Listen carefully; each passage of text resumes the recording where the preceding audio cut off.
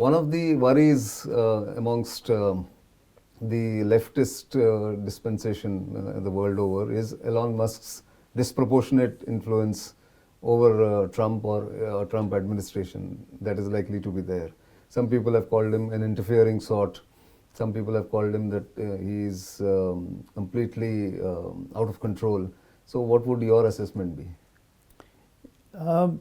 You have to first understand that gratitude in politics has a very short shelf life.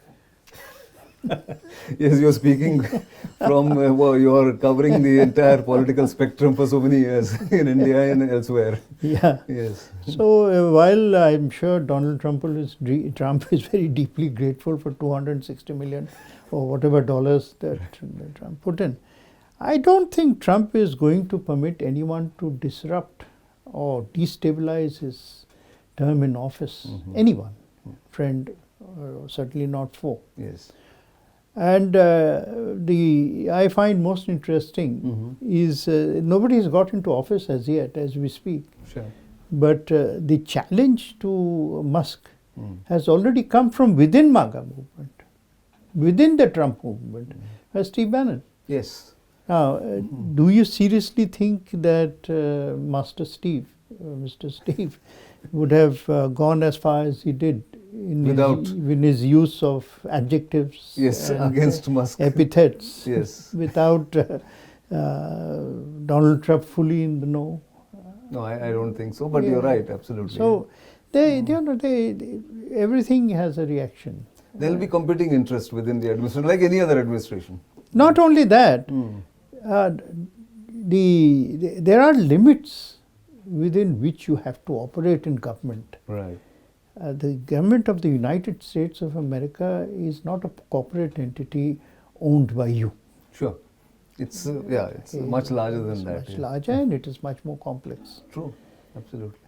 I also, the responsibility given to the two mavericks, Musk and Ramaswamy, is basically how to cut the size of government, not how to run government. Or even change the nature of the government. Change the nature of the plot the direction of government. No. It is only to cut the size. The wasteful expenditure. Which is a private sector operation. And that's why they've been given that. Yeah, so you bring that private sector axe to government and cut out waste. Sure. It's an intelligent decision. It is. Yeah. So, he didn't bring them as Secretary of State. Yeah, exactly. He didn't give them any department. No executive powers really, in that sense, for running the administration or the policy. No, there are no executive powers. Yeah, exactly. In fact, they cannot, in fact, even cut the government. Sure. All they can do is recommend. Recommend, exactly. They have to give it to the White House and then they will do it. Yeah, I mean, very interesting. And same principles might apply, as you said, what he has done with West Asia, I mean, with Israel and Gaza right now as we speak. Maybe he will bring the same principles to apply in the Russia-Ukraine conflict. Like I think so. Basically, he says we have to discuss and talk our way forward. And then I think when you do negotiations, you use all options, including heavyweight option, that look, if you don't agree and if you don't be reasonable, then you're taking things to an escalation point which might be dangerous for everyone, not least for you. So which is a rational point at which we can get both sides at least into some form of agreement. So at least the violence of war is stopped. And then let's see how the far steps will follow, I suppose.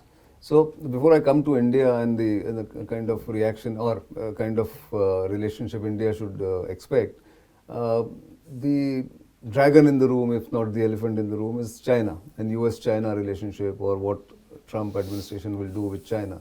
What do you expect there? The first clues are already in.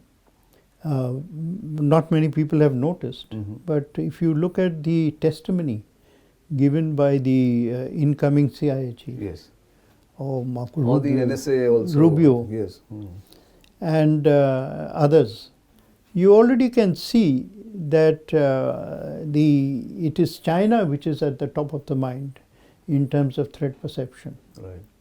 and they see threat perception not merely in terms of conventional military threat perception, but also in terms of where the future next 10 years. The technology wars. Technology wars. Yeah.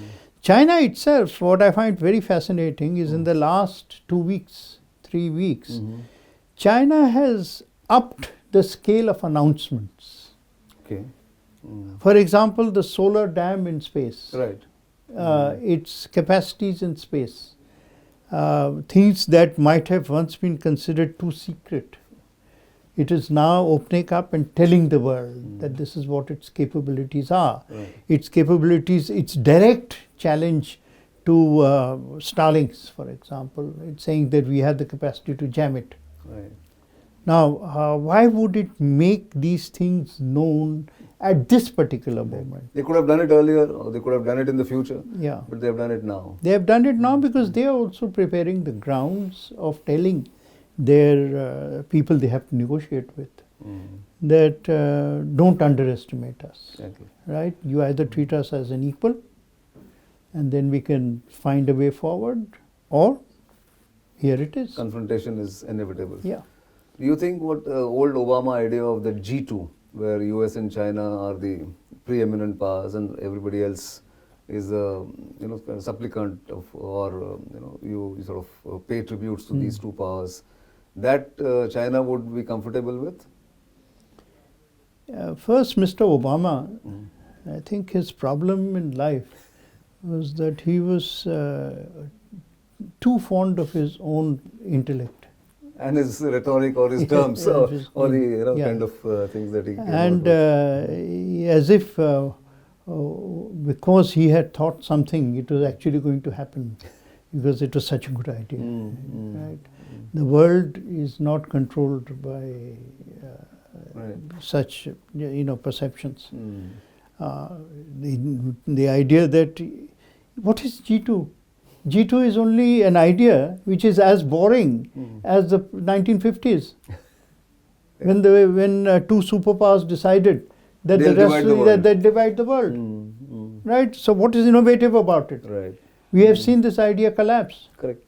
Right? These, when giants become self-obsessed, they find that they can't walk. Yeah. And I'm also reminded of the metaphor of the medieval knight. They had so much armor, they were immobile. They couldn't move. They couldn't move. And eventually, the 13th century Mongols came with velvet and leather jackets and high-speed horses and finished them. So agility is far better. It's agility of both capacity and mind. Right. You can't be stuck in the present world. Never forget that this is an era in which the Democrats have played a very important part. This is an era of democracy. Sure. And democracy, implicit in the idea of democracy, is that size is relevant, but not as relevant as the right to equality.